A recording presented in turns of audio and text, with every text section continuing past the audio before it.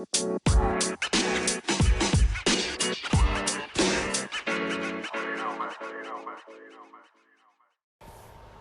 guys, welcome back to the podcast.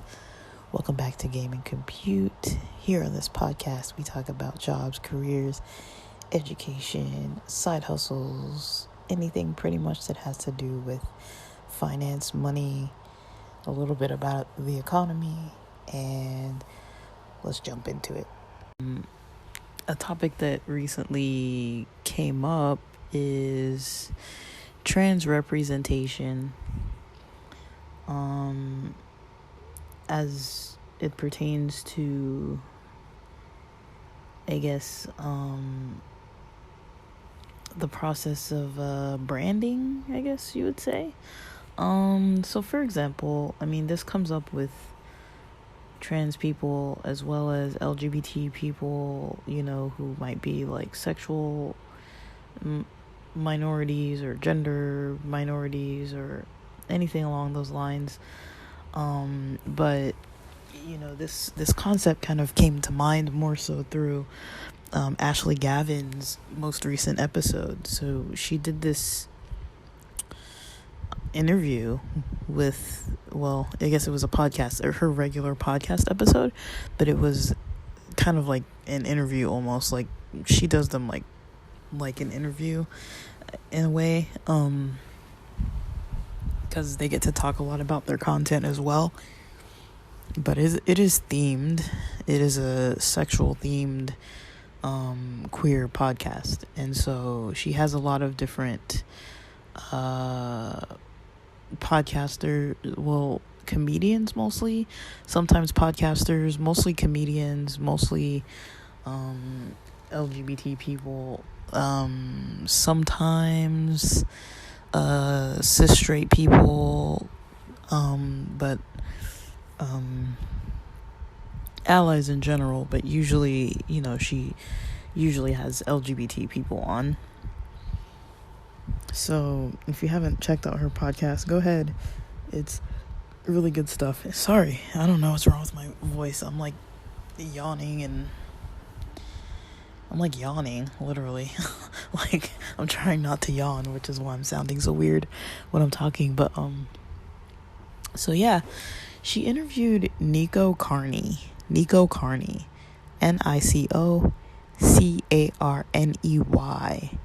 So Nico Carney is a trans male, and pronouns he, him, and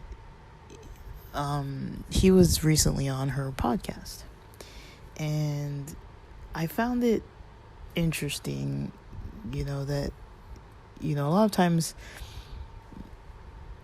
when talking about maybe like trans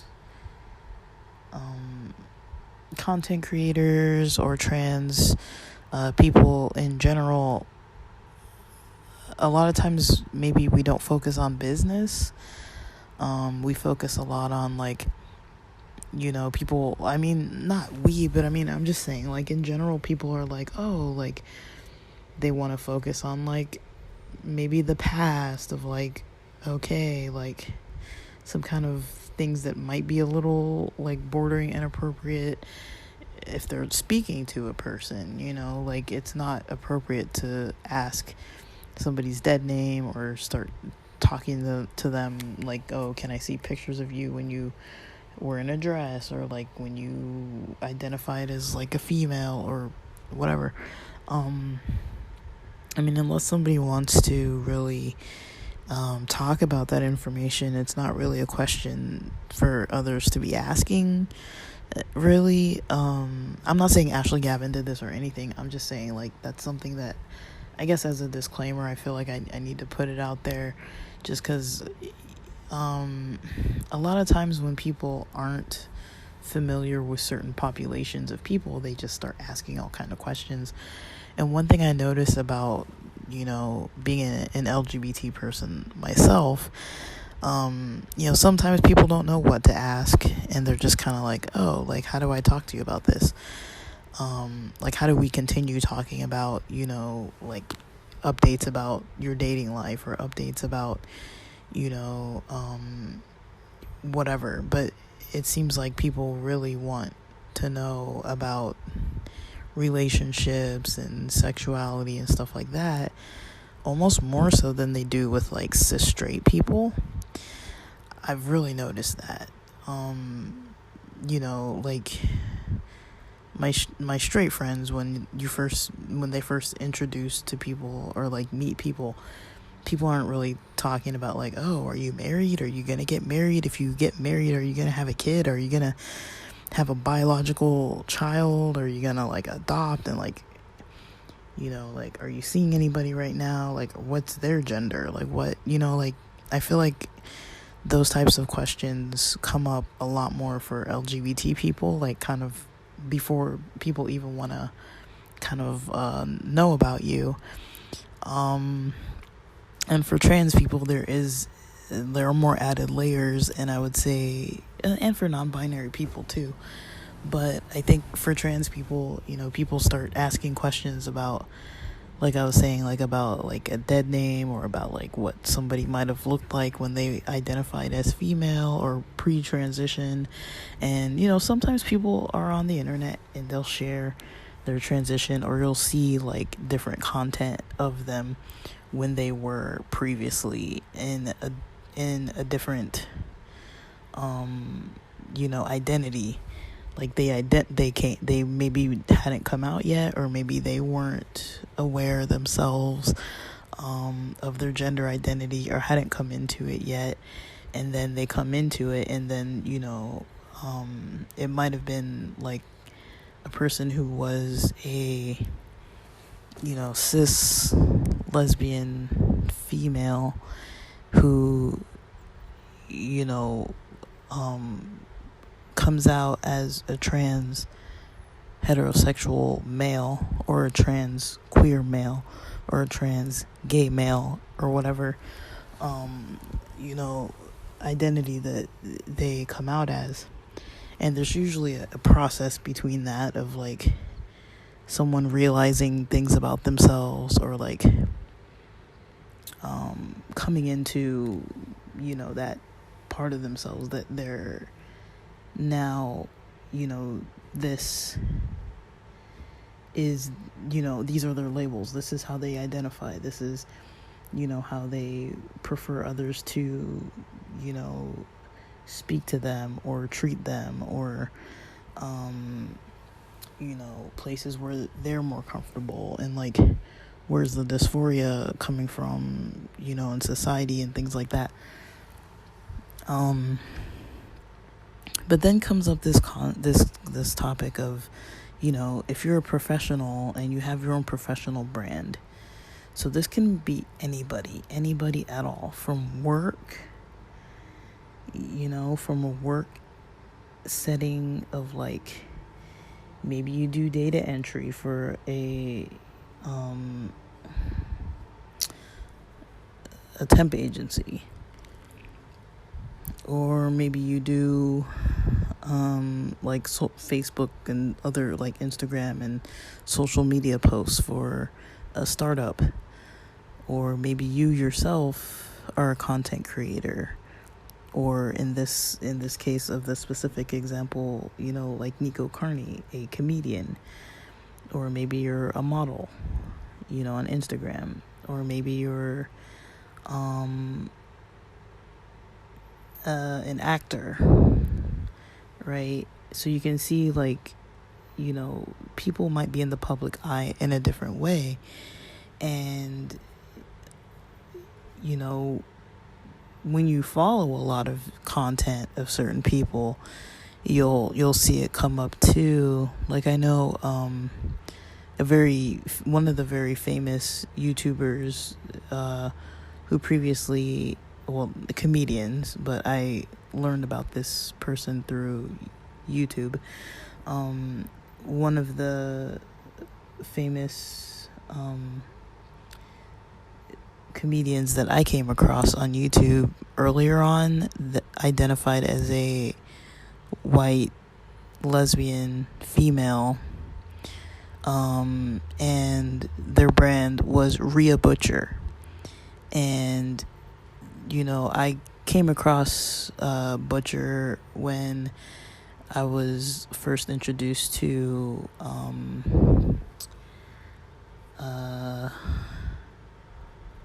Mae Martin, and there's this other comedian, Diane. Let me see if I can look it up. I think her name was Diane. Give me a second, guys. Sorry, I didn't think I was gonna go this route. Let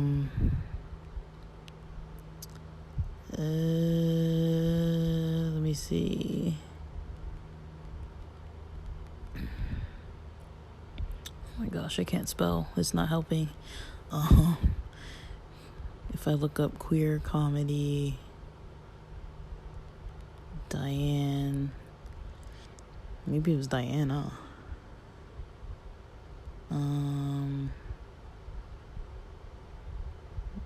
I don't see her. I'm not seeing her popping right up. If I get her name, I'll write it in. She was really funny, but I only really saw like one or two pieces by her, and it was just like basically I was mentioning her because of a timeline that I had come across, because I was on a timeline. I was just thinking of the timeline of when I, came across Rhea Butcher, and, Rhea was married at that time to a different comedian. So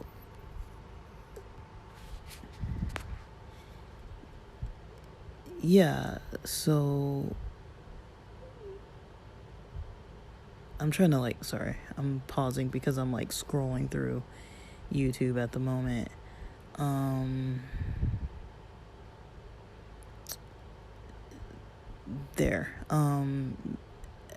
Cameron Esposito. So Cameron Esposito and Rhea Butcher were married before Rhea Butcher came out as River Butcher. And so, just scrolling through YouTube, this is the first time I'm doing it. I'm doing this live scrolling because the name came up when I was listening to Ashley Gavin's podcast today, and then I'd never checked into the content because I didn't know there were updated posts. And a lot of these comedians, I follow their content as far as their stand-up, or maybe if they have a podcast, but I don't necessarily follow what they're doing, if they vlog or anything like that. So I'll maybe sometimes forget about them, or just I don't really hear anything until someone else brings them up again. And then so this is what happened with me with River Butcher, is because I previously followed when River was Rhea, and now River has transitioned, come out. I don't know the identity specifically because I haven't listened to River's updated comedy, and so I will, but also it's the complexities of it all. Not that it matters if it's complex for me to talk about, or if it matters if it's complex for anybody else, but I think about something that doesn't really get mentioned too much, and it's not really to deter people or to make people worry if they are considering transitioning, or if they are in the process of transitioning, or if they do have dysphoria and might even go through a name change, or something along those lines, but it is something that I've never really thought about the aspect of professional professional life and your brand, you know, especially if you're a comedian. It's like, if you're named Rhea, and say if you identify as a trans male, you probably might not want that name Rhea, you know. Some names are a little more neutral, or people can like make them sound a little different. But if you think about it, it's like, you know, the content is connected to your name. Like comedians, their content is usually connected to their name or their stage name. Kind of same thing with musicians. A lot of people in the public eye, but it's not to say that like just anyone who's not famous and just working, you know, just in general. I mean, if you're working or even in school, you yourself also have a brand. You know, you are your brand. Your work ethic, you know, is your brand. And, you know, you might have a LinkedIn profile, you have a CV or whatever, or a resume, and, you know, all these kind of professional profiles and things like that. And yeah, I mean, that does come up. That is something that does come up, that might change, you know, and then everything would change. I mean, you're still the same general person inside. You're not a different human being altogether, but, you know, the physical appearance might be different, the name might be different, the look might be different, you know, as people tend to prefer to change things that are related to dysphoria. And so, you know, something like a very femme name, when you are a mask presenting person, even if you're mask presenting but not trans, that could be an issue for some people. I remember when River previously identified as a lesbian female, that River would joke around about the last name Butcher, because it sounds like butch, and it sounds like dude, and it sounds like, you know, masculine. And River would joke around about the last name, saying like, how funny is that, you know, I go by, you know, like my last name is Butcher, and that I'm gay, you know. And so, like, I'm not gonna say it's simple. I mean, I'm not even mentioning this. I'm not even mentioning this as a means to, like, say anything bad or negative or worrisome or problematic or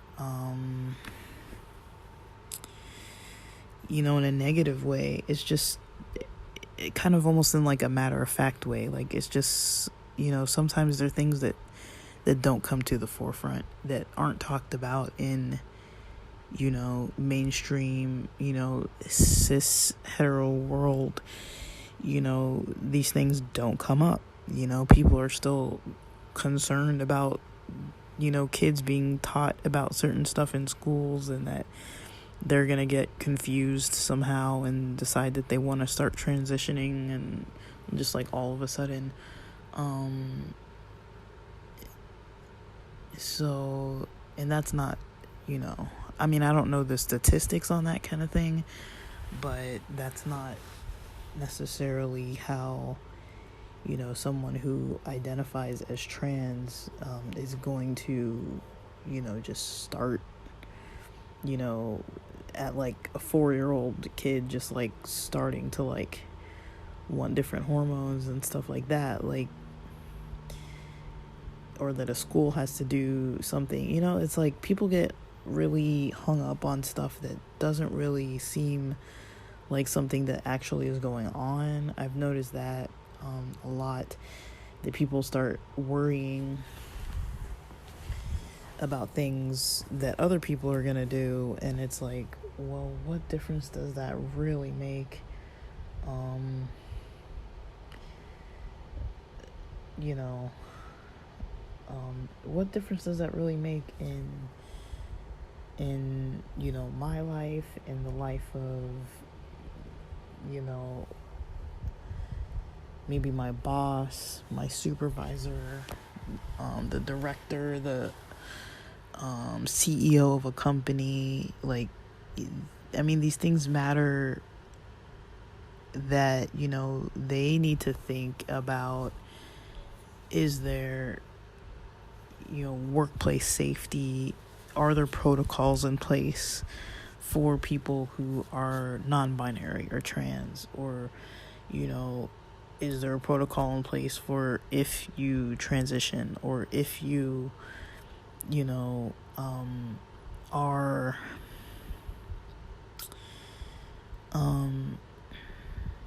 having, like, if you are like gender queer in some kind of way, is there something that your workplace either does do or does not do? And is it harmful, hurtful, helpful? I remember, alright guys, so I previously had this experience at work. This was in 2020, and I think I talked about this before.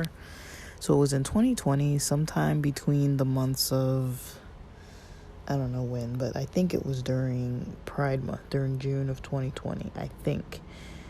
And I remember still being in the office, physically at that point, because I was still in my 90-day probationary training period, which, didn't end for me until maybe October of 2020.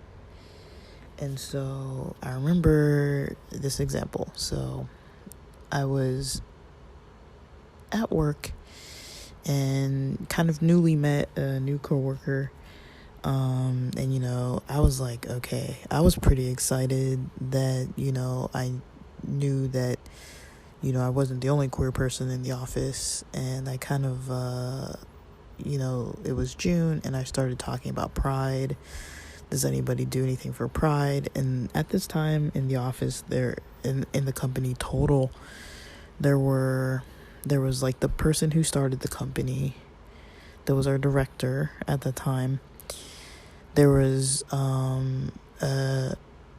manager at the time, and then there was one team of staff, and that was a team of 2, and then I was the first person on this next team of staff.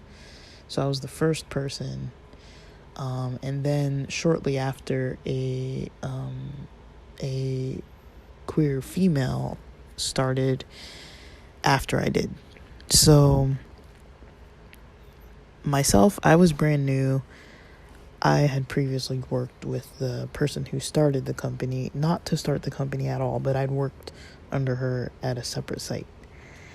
And the manager and the person on my team and the guy on the other team that was not my team, those 3 all knew each other from a previous site. And then there was one other person who was on the other team that I did not know, but that was the full staff right there. That was the full entire staff, other than like people who just worked for the company, like IT and general stuff like that. Like, that was the full staff body.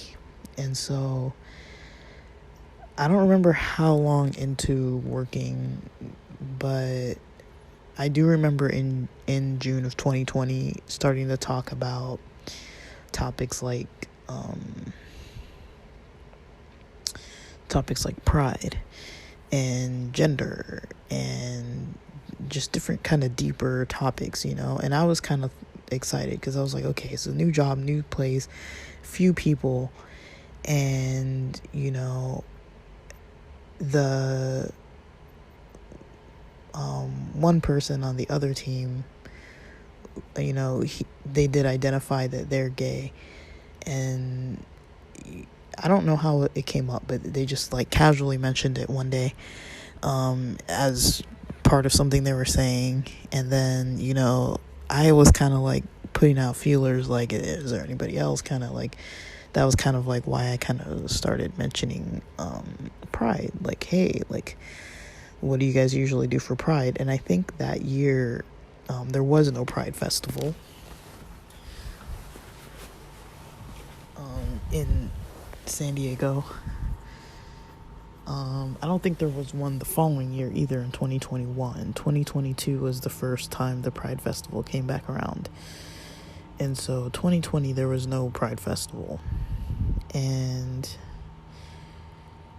so I was kind of like, what do you guys usually do? Do people usually do things? And so the person in charge, has a kid that is a trans person, and I don't identify as trans. The other person doesn't identify as trans. And then there was the person on my team who started mentioning being like queer, like started talking about their female partner, a female talking about her female partner. So I was kind of like, oh cool, we're like the majority here, almost. We're like half and half, LGBT and non-LGBT staff. But if you look at just like the workers and not like management, it was really like 3 gay staff to like 1 non-gay staff. And so I remember that was the first time that I do recall having conversations with coworkers, not necessarily management all the time, but conversations with coworkers where I was like, we're actually like the majority, and we were talking about all these kind of topics. Like, it was more than one day because we're stuck in the office and it was just a few of us, and so we didn't even really have caseloads, all of us, at that time. And so we were just like still training and stuff, and so we had a lot of time to talk. We didn't really have calls coming in or whatever. We'd take breaks and just like chat. So I had a conversation with we were just talking as work buddies, just like whenever somebody would bring up a distracting topic, we'd all just kind of, if we weren't busy, we'd just start talking too. And so we were just discussing things with each other, and interacting a lot about these topics. And that was the first time that I ever remember thinking, seeing a cis straight person in the office that was another coworker that was just kind of like chilling. That's the first time I ever really remember that they didn't really have too much to say or to contribute, or this wasn't something that pertained to their life directly. I could tell, like, it's almost like when you're in an office where everybody likes, I don't know, anything like rugby, and you're not really a rugby fan, or you don't know anything about rugby, and it's like, okay, here they go, they're all talking about rugby again. But I could kind of tell, like, it wasn't that they weren't responding because they were like mad at how we were or anything. Like, they just didn't have a lot to contribute. And usually I'm like, okay, that's usually how it is for me. Usually I'm in an office and people like might know, they might know I'm an LGBT person. Like, the close friends I've had at work, they do know. But also at work, they know, like, not to really bring it up and mention, like, how was your date? How was this person you've been seeing or whatever? Like, they don't really talk to me directly about it at work. So usually when topics like that start coming up, with dating and stuff, usually I would be the one who's like sitting there like quiet, not really answering, not really knowing what to say, not really wanting to like reveal too much, depending who was in the room. And then even if certain people I didn't trust weren't really in the room, it would still make a little bit of a difference, because I would be thinking like, what if, somebody hears over on the other side of the hall, or like, whatever, like all those kind of questions that are just kind of like when you're not fully out. Like I wasn't really like concerned about people finding out necessarily, because I did tell like a lot of people, but I just was not too comfortable with, if I don't hang out with you outside of work, then I'm not really going to be talking to you about my dating life during work, because I had never really professionally navigated how that looks.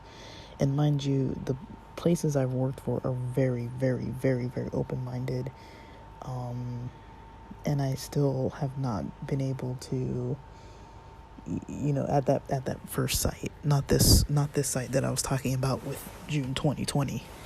That's still my current site, but I'm just talking about the fact that, before that time, before June of 2020, I had only been like pretty quiet about things. And even though I knew a lot and people kind of knew what I was doing and stuff mostly, and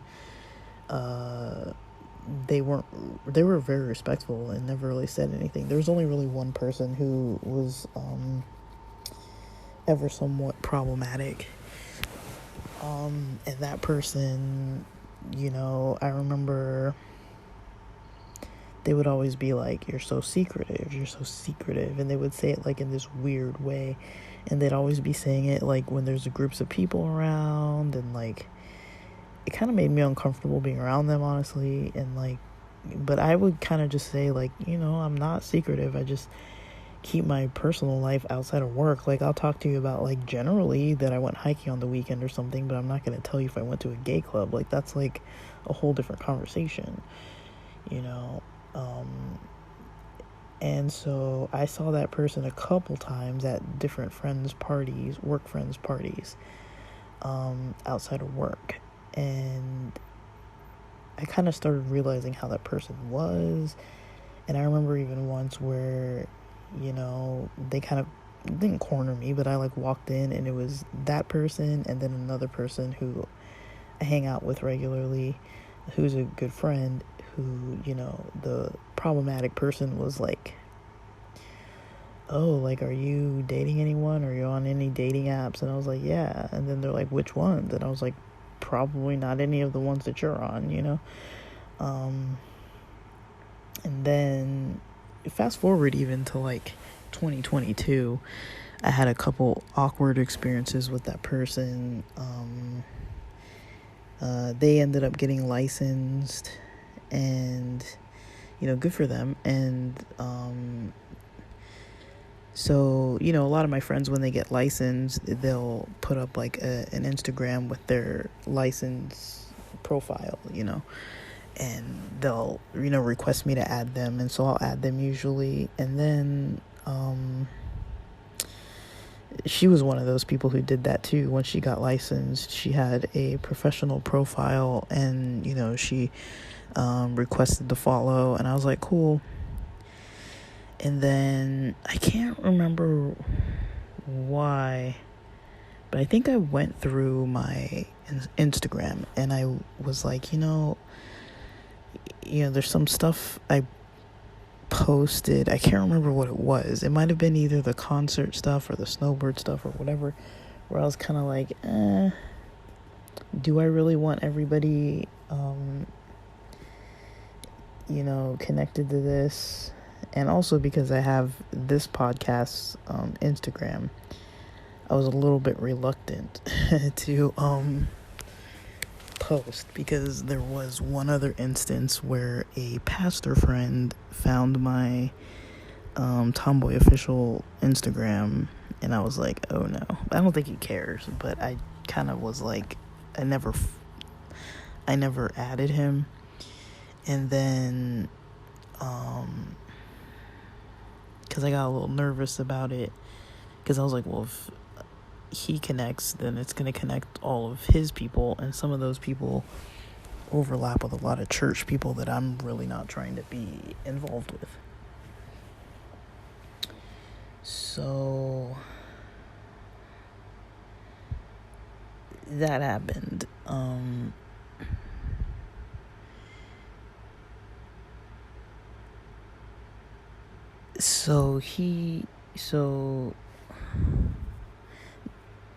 Well, it wasn't a he.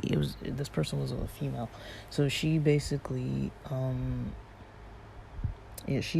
kind of just like deleted her, after I had her on my professional, after I added her professional profile on my personal Instagram, I deleted her. And then I was like, I thought nothing of it, because I was like, whatever, like, I don't talk to her in real life anyways. And then within like a day or two, I checked back and I saw that she was back on there requesting the follow. And I was like, that's weird, because that timing is kind of spooky. That means that she is like checking on my stuff. She's checking, and noticed that I deleted her.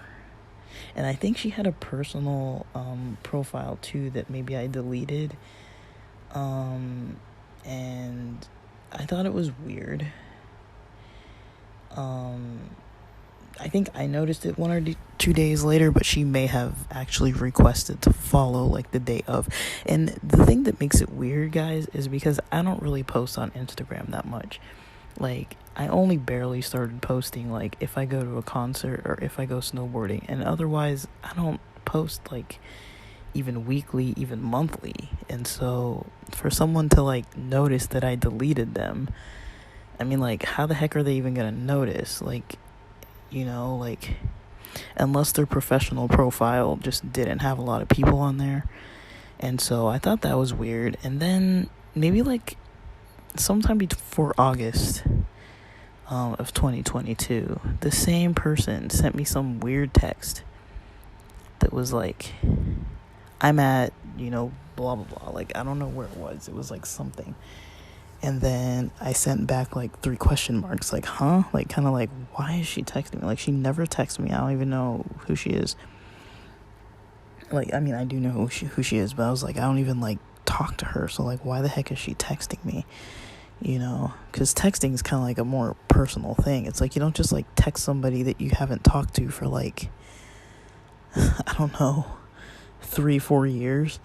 And we never hung out outside of those couple work parties.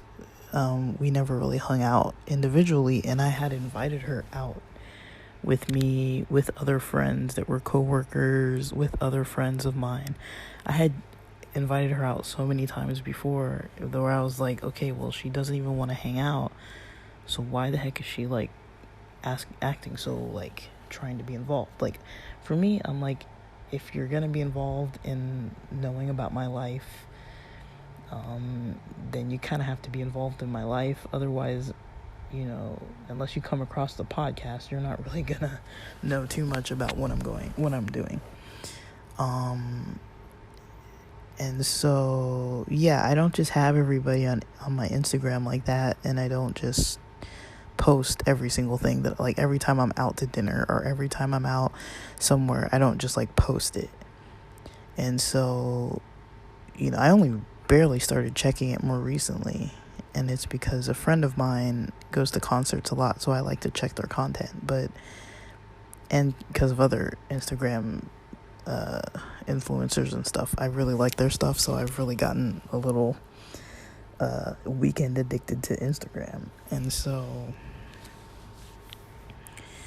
that's very recent. That's like within this month of September. That wasn't really going on too much before. Like, I would go days without checking my Instagram before. And so, yeah, I always found it weird. Just how she texted me like that out of the blue. And then I asked those question marks, and she's like, this is so and so, I'm at blah blah blah blah.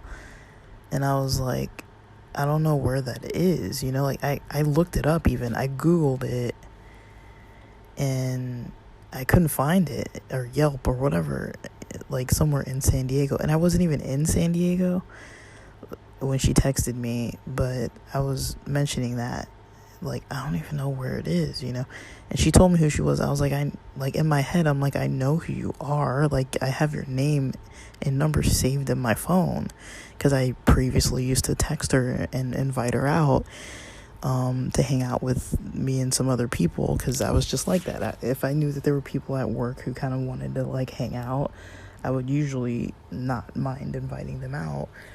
And she seemed like she wanted to get to know me, so I was kind of confused why she didn't really want to hang out. That to me was always like a weird thing, where I'm like, okay, like, that kind of made me decide, I'm just going to keep it strictly professional, just work only, because when I'm at work, I have a professional kind of way that I prefer to do things.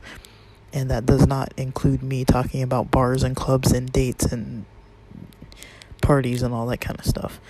I talk about other topics, like maybe sports, or just like general athletic things, or if I'm visiting family or friends. But, I don't really talk about all the other stuff. So, I found that weird. And I think I blocked her phone number. I mean, she wasn't like too inappropriate. I wouldn't say, like, she wasn't bullying me, she wasn't like being too inappropriate, but she was kind of nosy, I'll put it that way. Like, she always was kind of asking me, when we did work together before 2020, she was always kind of asking me a lot of questions about, like, stuff that's like, why would you even ask me that? We don't even talk, like, we're not friends, we don't talk. Like, I don't even text you, like, for fun. Like, we don't interact outside of work. So, like, why would you need to know certain stuff about me, kind of stuff, And then, so there's that. And then there was, so that was probably one of the weirder experiences I'd had at work.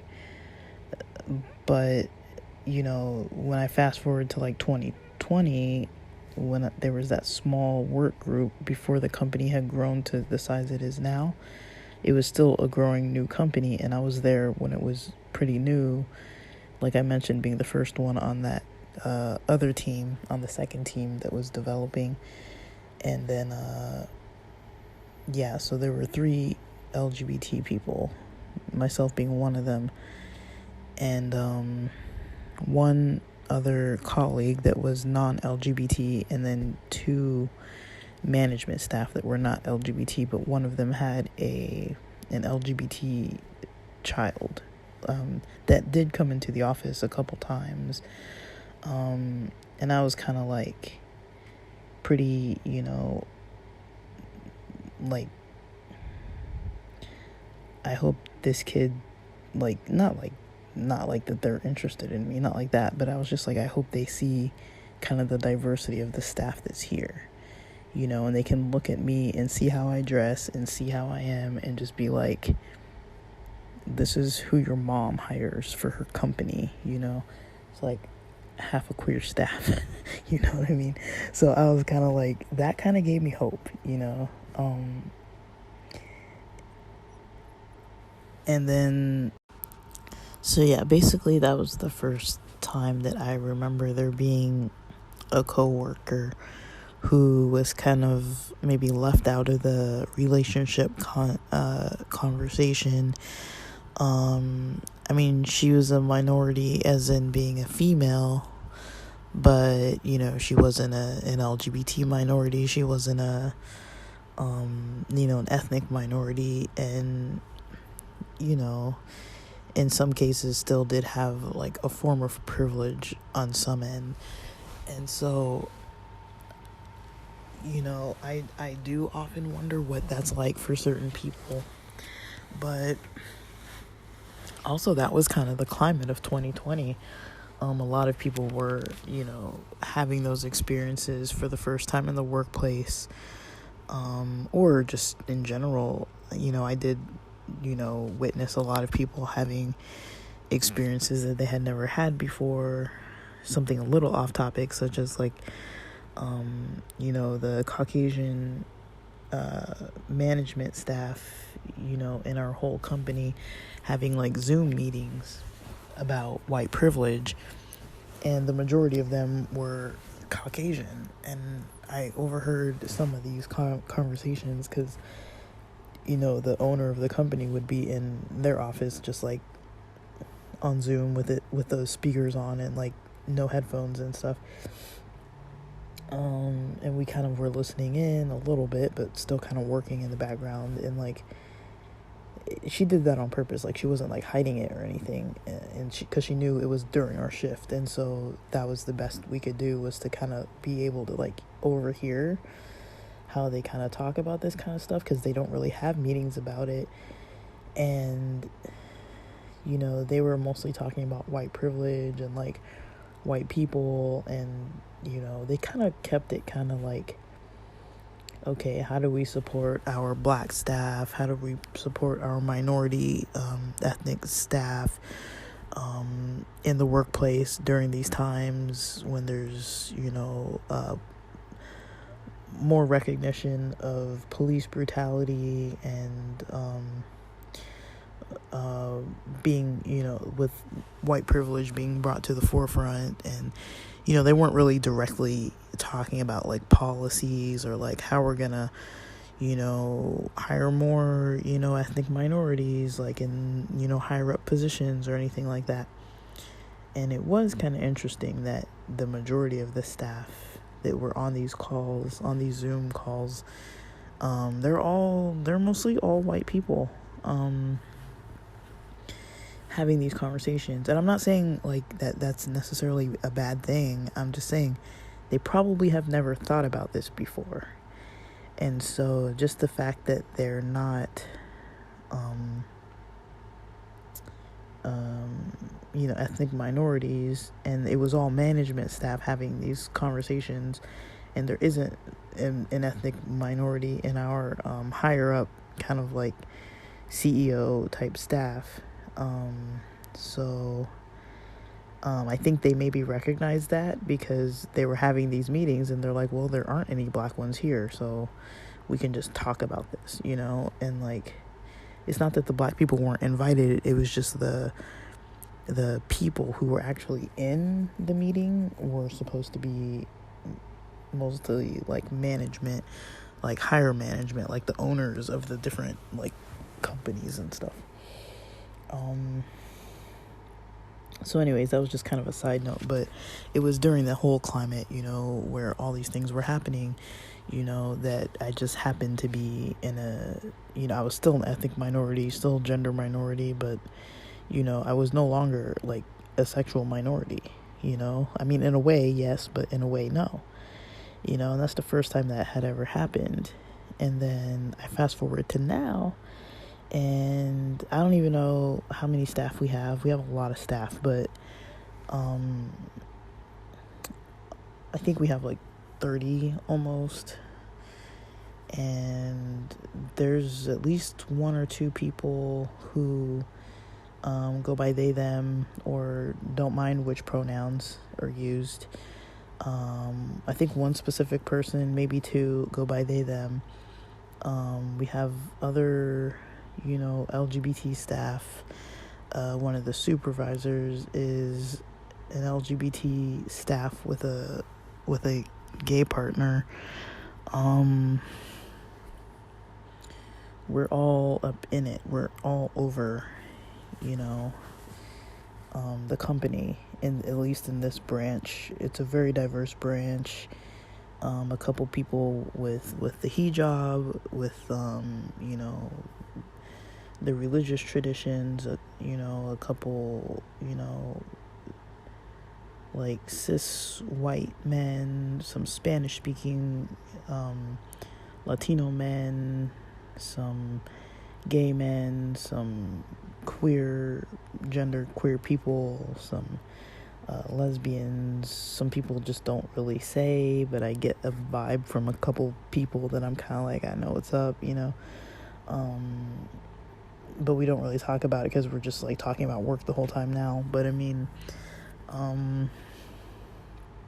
probably shared these experiences before, but on this topic, talking about like, professional brands, that really is something that comes up, because it's like, one thing I haven't done yet, and I'm, because I know my company's so swamped, I don't know when a good time would be to bring it up, but, I'm considering, even though I'm leaving the company soon, but I'm considering, bringing up this topic of, like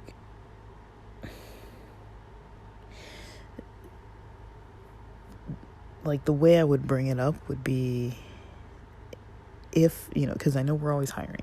So if I were to refer a friend to work for a company who is in the process of transitioning, but identifies as one gender now and is in the process of transitioning to a different gender,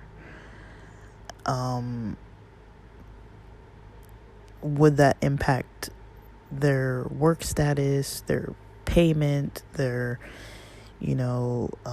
everything? Like, what would be impacted by that? Would something be impacted? So that's something that I get curious on. That's something I'd like to know. And this conversation wasn't really brought up exactly this way, but I just know that one time in, like, during 2020, during those conversations we were having, I just remember that time period because we were all physically in the office. That's the only time we were all physically there with this specific boss still being our boss. And, the gay male brought up, well, what would be the policy if I were to come into work in drag? And,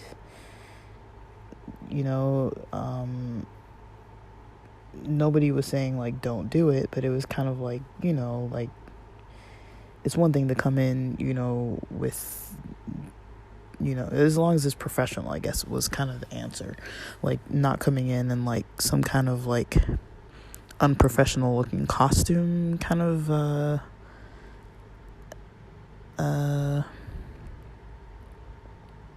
kind of look, like, because drag is a little different than,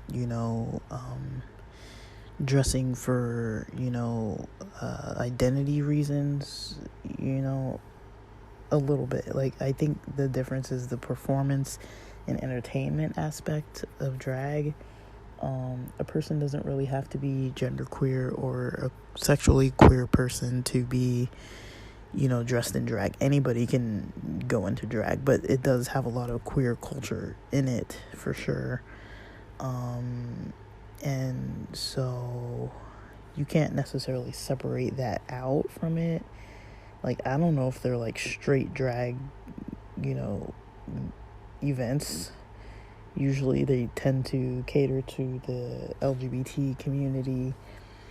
I've never really seen one that was just like somewhere straight, and then they just happen to have like a routine drag show. I mean, maybe they exist, but I don't know of any. Where I live, it's more, of an LGBT community thing. You see them at gay bars, gay clubs, gay brunches, gay whatever, and then, anybody's welcome, and it doesn't really mean that the staff that's hired for those events that they're LGBT people, but they're definitely culturally aware. So that was kind of the answer, like, you could probably, if you're a cis male, you could probably, or whatever you identify as, it would be fine to come to work at the place where I work with heels, with, lashes, with makeup, whatever femme looking way, and vice versa. You could come to work in like a suit or button down or polo or, dress shoes or boots or ties and bow tie or whatever. But, there is a level where it does get, they're more concerned about the distraction. Is it going to distract? And is it going to be unprofessional? Like, will it distract your work? Will it distract your client care? Will it distract others? Like, is it going to draw too much attention? And it didn't seem like it was drawing attention to anybody. I don't think anybody did it, but yeah, it didn't really seem like it was drawing attention to anyone.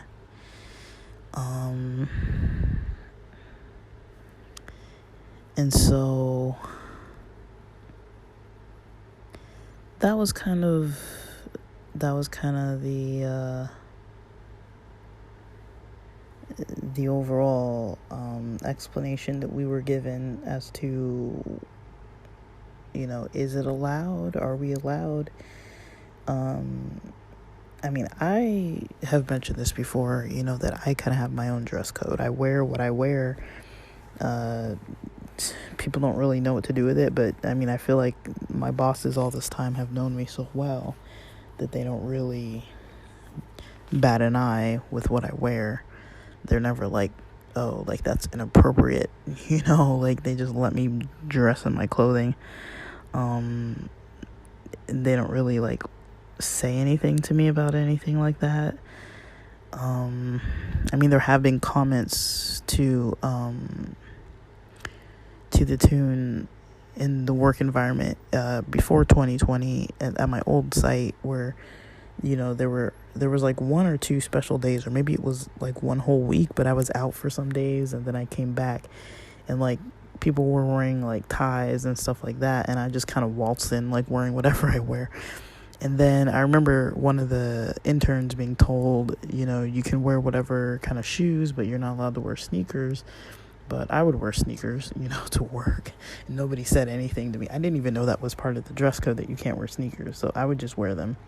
So, I mean, nobody ever really said anything to me about my clothing style or professionalism of it. And, my work performance always spoke for itself. Nobody was ever complaining to me about like how I dressed. But I think people kind of knew, at a certain point when I started dressing a certain way with like the chinos and the button downs and things like that, people were kind of like, we get it. Like before, I did kind of go through like a stereotypical kind of like female, like not really femme presenting, but like kind of that like Target style, kind of like almost like, I don't know how to describe it. Like if it was a polo shirt, it might be from the women's section, kind of fitted but like bigger, or jeans that were like a little bigger but fitted, that were like not blue jeans but like maybe like black jeans or something like that, and then like some Clark's dress shoes that weren't sandals. They were just like, not heels, and just not really flats either, but just the one with like the little bit of a raised back to them. And at most I'd wear like at certain time periods I would wear like fitted women's clothes, but a little bigger size, so that they looked like they weren't like very form-fitting to my body, but they were like, that made them a little more masc looking, but they were still female section clothing. And then I remember I had these shirts from Target that I started getting that were like long sleeve button downs from the women's section that were just like, patterned shirts, but they weren't like super, super fitted. But I didn't get them like really snug. I would get them a little bit looser. And I had some pants that were like, when you go to Ross and you go to like the women's like kind of like business pants section or like petite women's section, and they would have like pants that were, jeans, but they were kind of nicer. Like they didn't have the front pockets and like they were more fitted. So I had a pair of dark brown jeans, a pair of khaki colored jeans from Forever 21. The other one was from Ross. I had a pair of like DKNY, like old school style like pants from like probably like early 2000s. Again, like not very form fitting, but I'd buy them like a size or so bigger, so they'd be a little baggy, but it was all technically from the women's section. Just when I was wearing it, it wasn't it didn't really have that real femme look. And I'd have shirts, mostly like the long sleeve button down shirts with like those kind of jeans, and then maybe nicer shoes. And then I kind of switched out my Clarks for like these Skechers, those like Skechers slip-ons. And around that time, I didn't really know where I was going with this episode, but I mean, we're already in it. So around that time, that's probably the first time I remember developing a crush at work on a lesbian coworker.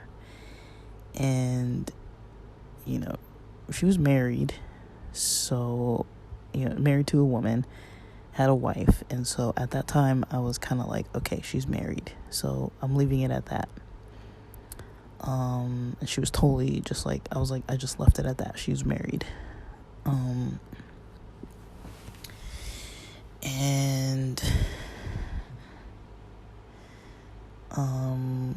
with her being a married gay female, I was kind of like, yeah, I have a crush, but I didn't even, it wasn't even necessarily because she was gay. Like, I would have been attracted to her regardless, just because of the way she was. Like, I'm really into like the androgyny, and she was totally like short hair, Doc Martens, like, that kind of style, and like very openly gay, and like would mention it, like, not would mention it, but when we talked about our heritage backgrounds and things like that, or our cultural backgrounds, that's something that she mentioned for her cultural background. And I didn't mention that about myself, but I was just like, dude, yes, yes please.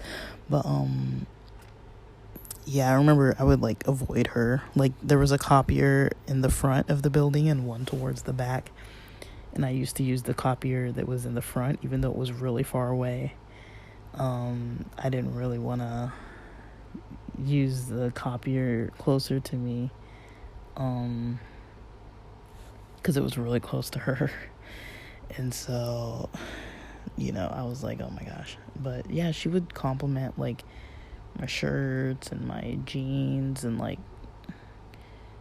she kind of saw what was up a little bit. I think that's why she was doing it, because she kind of noticed when I kind of a little bit switched my style from, the kind of awkward like polos and women's dress pants to like the jeans and like the women's button down long sleeves with the slip-on Skechers. I think I had black and white slip-on Skechers. They were kind of like a, like when you the old school TVs, how when you'd have like the static, and then the screen would just be like that fuzzy like black and white and gray.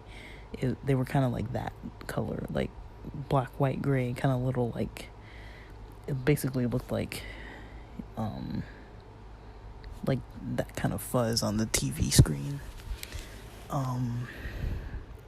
Yeah, and I remember her complimenting me about my clothes and stuff, and then a couple times, like, she tried to come over and talk after work or whatever, and I was like, man, like, I totally, like, now I'm a lot more social at work. I'm not as shy, so I probably would have, like, tried to make plans nowadays, but yeah, back then I didn't really do that. I wasn't really, like, trying to, like, talk or anything.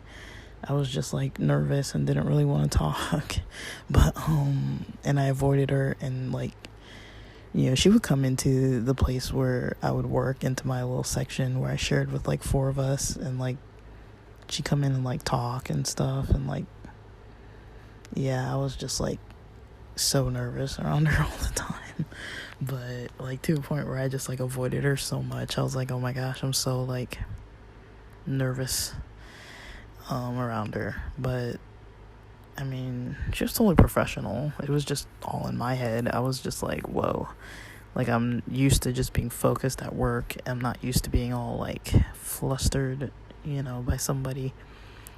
And I mean, it was a cool experience. Like, nobody made it, like, bad, but I don't know if she could tell. She probably could tell. I don't really know for sure, though. And so there's that. And then,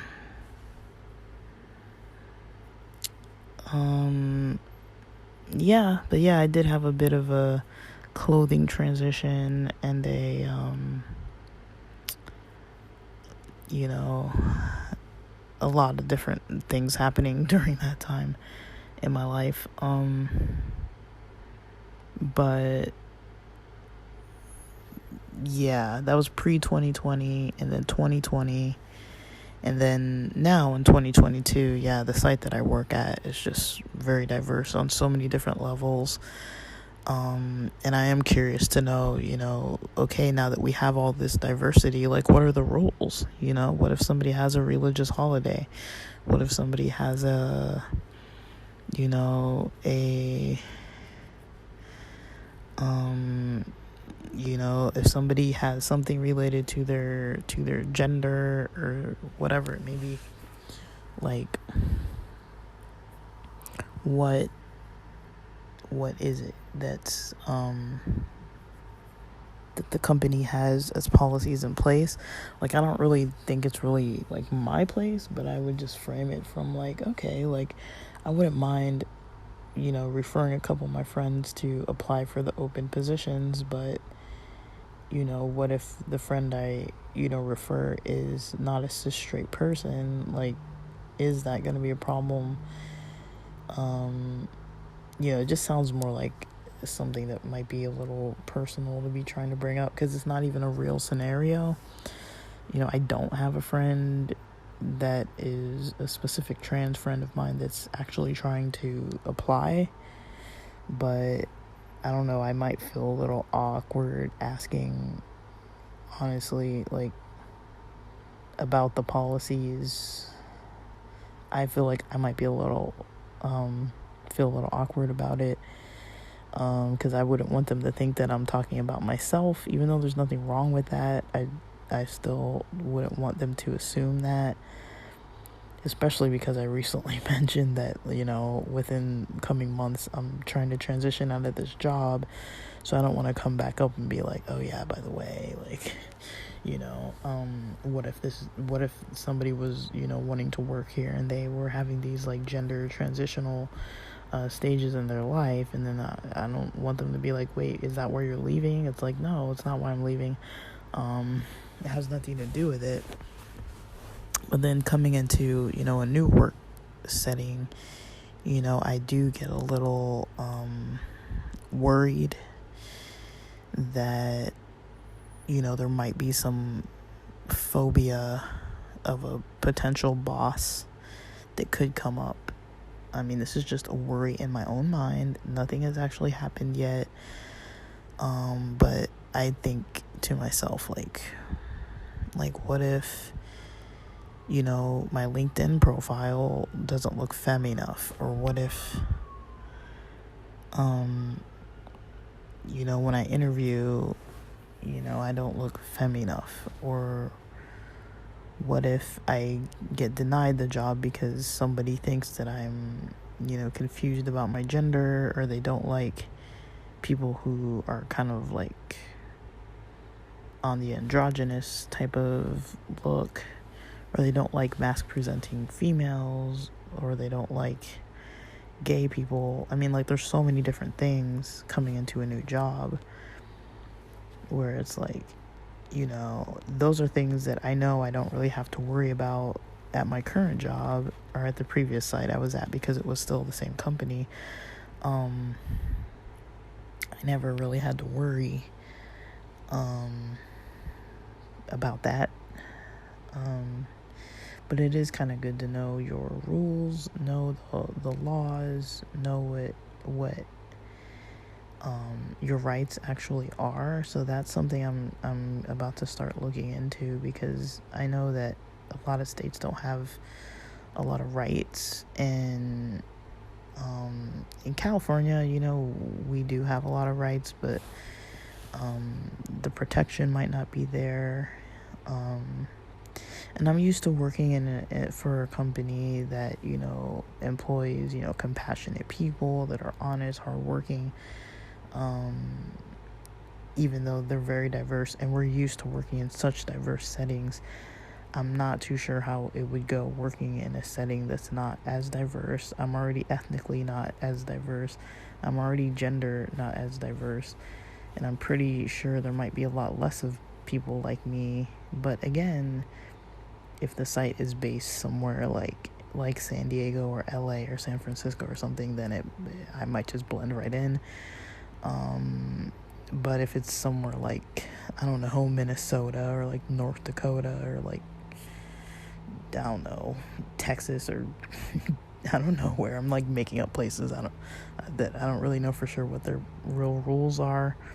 Alabama, there are certain places where I'm just like, they don't really seem like they really think about diversity like that. So, I mean, in this climate of things, most of us aren't trying to make things harder for ourselves, and yeah, when it comes to, work brand, that's really something that is, good to consider. Like, not to worry on it or anything, but it is going to be good to consider, because, you don't want your job being at risk because of how you look. When you're not doing anything inherently wrong by looking the way you do, or being the way you do, or having the mannerisms that you do, or presenting a certain way, or identifying a certain way. But yeah, I hope that this episode finds you well, and I hope it was helpful, and yeah, I'm just really hoping that I'm going in the right direction with some things that I'm working on right now. It's hard to really know. I've got a lot of moving parts in my life right now, so there's a lot of navigating that newness and upcoming newness and potential newness. And so these are where my questions are coming up, and so I'm sure I'm not the only one, which is why I wanted to post this. But alright guys, with that, yeah, thanks for listening.